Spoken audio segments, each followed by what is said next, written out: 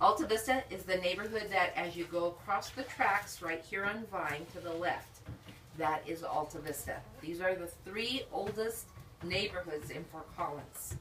We started way back in the 1900s when the German Russians, they were the first ones to come here to do sugar beets. And then they changed over the labor force, and then in the 1920s, the Hispanics came in to work in the sugar beet industry. So the house, what you see here, is the way it was back with the Romero family. This was their home, that they lived here. Okay, the colors are the original colors. The story goes, that was Mom and Dad's bed, and the story goes that they raised 7 children in this house. Pretty small house, huh? Amazing. So the story goes that when they were small, like you, they had 2 beds, one for the girls and one for the boys. Guess how they slept on there so that they all fit? They slept this way. You know how you sleep on your bed straight? Okay, they didn't sleep that way. They slept on the bed sideways so that all of the children would fit on the bed. That could feel like all the people. I know. Well, for small kids like you, when they were small, then as they got older, you know how you do slumber party? You know, the sleepover and you have like a sleeping bag? Well, they did pillows and blankets on the floor. And that's how they made room for Sometimes all I do that. Do you do that too? Yeah. Sometimes. Okay.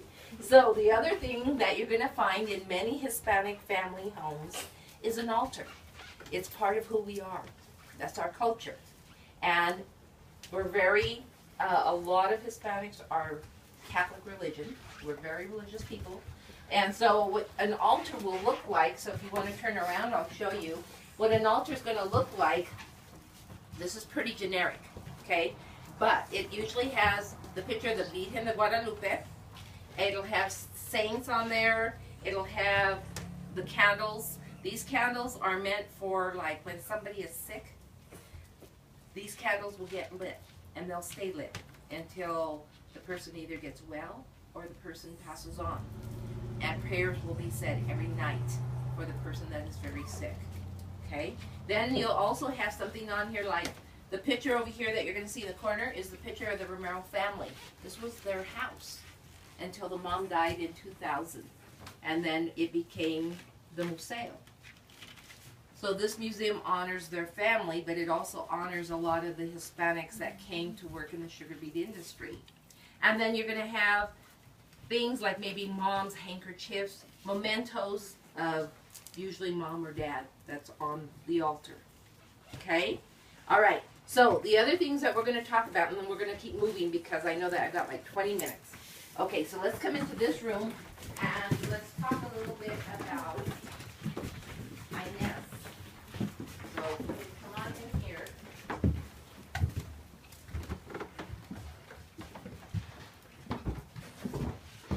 Okay. So Inez's mother was very thrifty with the sewing machine. And back in the day, they had to sew pretty much everything. So the story goes that John would go and he would buy the big bins he would buy the big sacks of flour. And so he would get the cloth, he would empty the flour into the bin in the cold storage, and then he would get the cloth and he would give it to Inez. Inez would wash up the cloth, and then she would make her little girls' dresses out of the cloth.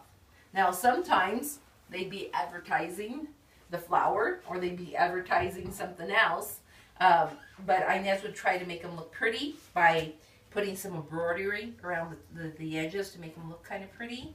Sometimes they would be plain. Sometimes they would have blue flowers, pink flowers, so they wouldn't have something on there. But this is pretty much what the little girls would wear. She'd make all of her children the clothes, the blankets, the dish towels, and then a lot of it was with embroidery. Back in the day, they would embroider things. You can see the pillowcases in the bedroom, they have embroidery on them. So that's what that would look like, and she would do that to make them look pretty. Okay? So let's talk about a little bit about Inez, about the Romero family. So I'm going to move this way, and then I'm going to have you guys turn around and look over here. So let's talk about the Romero family. Why did they come here? Well, they came here in the promise of a better life. Now, the story goes that Inez and John were married in 1925. Inez was 17 years old when she got married. Pretty young. My mom was a child bride. She was 15 when she got married. Now, today is a new day. We don't do that anymore. We really promote kids getting their education, not getting married young, having a family later on in life when, you know, they've gotten their education. So that's a big thing for us here, is that we promote getting your education, learning how to read really good so that you can get a really good job. Okay? So here, and I love old pictures because I think they tell a story. Here, this picture is John and Inez, okay? And between 1925 and 1927, they lived in a boxcar provided by the railroad. You know what a boxcar is? Do you see this? Okay. This is a boxcar. These are boxcar people. They actually live in this boxcar that is, you know, you see them on the trains? Okay, this is what that is. And this is where they lived for 2 years. So you see, sometimes home is where you make it. And these are boxcar people. And you see they have animals and they have birds, just like a home, except it's in a boxcar. And they're called boxcar people. Okay? Now, this picture here, there's John Romero. He's the dad. He's the one that they own this house. 1935, he's out in the backyard whipping up his adobe to make this house. He made this house out of mud, which is soil, water, and straw. He made this house. It took him a long time to make it. We're going to show you about making adobe and what that looks like.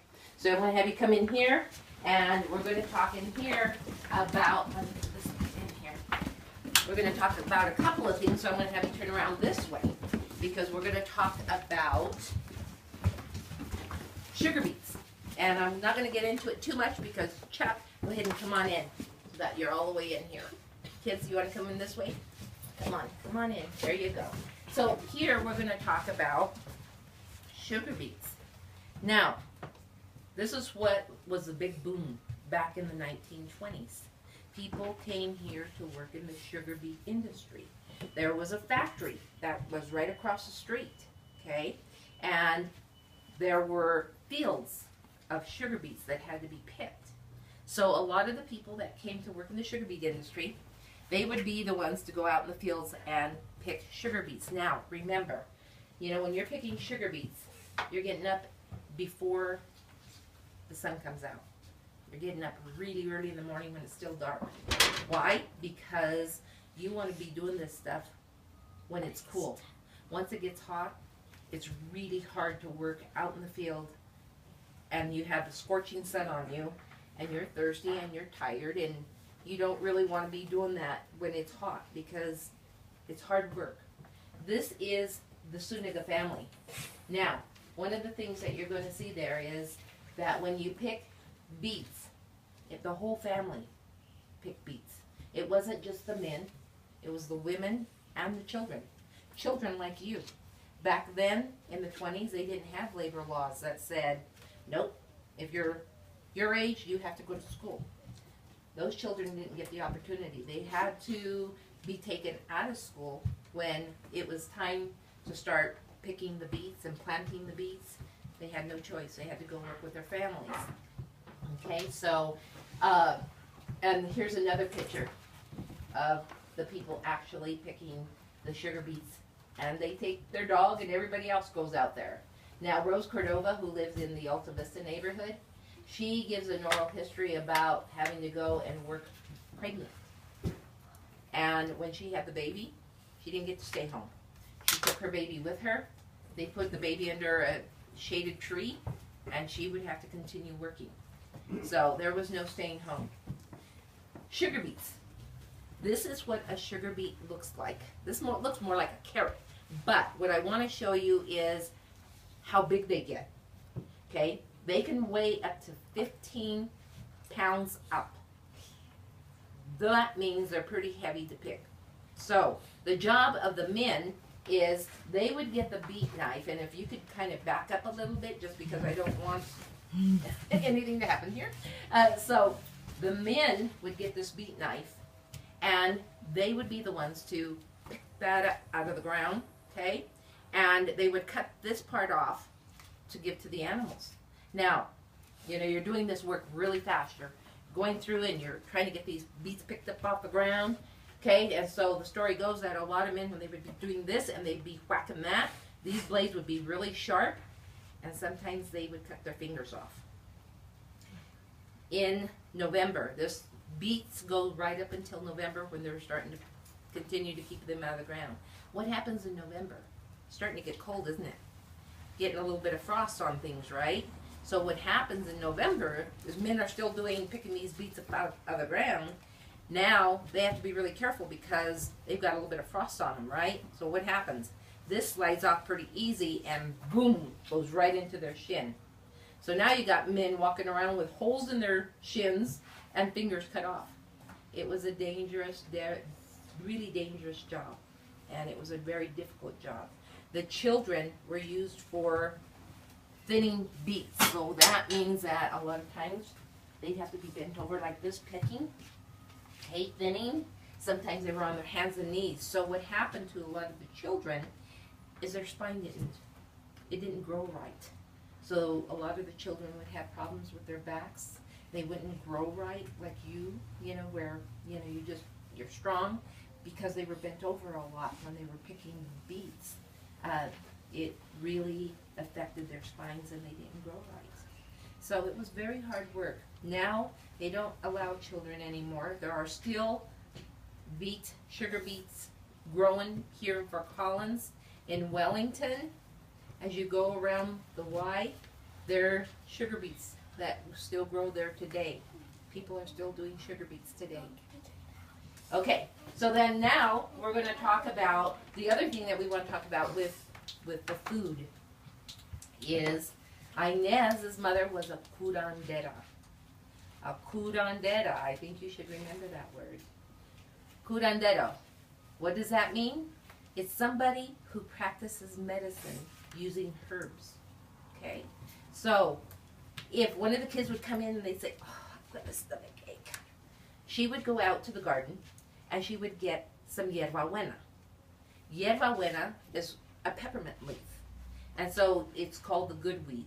Hey, Chuck. We have some in the garden. Can you get us some yerba buena?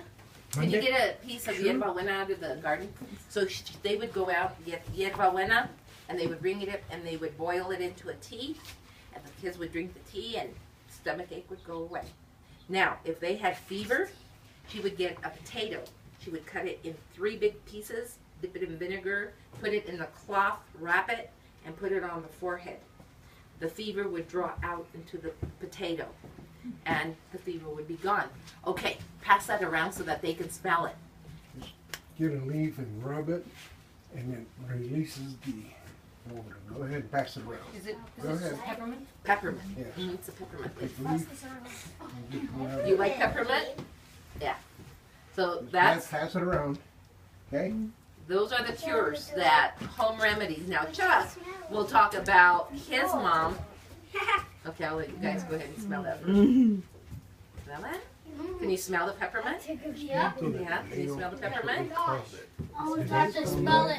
You want to give it to the teacher so that they can smell too? I have one. Do you have some of that in your garden? Or just, Sometimes I eat it. Oh yeah. in the tea as well? See, so today, a lot of people still use that. Yep. My try to use that in our family as I well. have some at home. Yeah. We have some in home. Okay, so the other thing, I mean, it's not gonna hurt you. You know, I mean, it's the same thing as, you know, as you boil it, you know, it's peppermint. It's not gonna hurt you. So, yeah.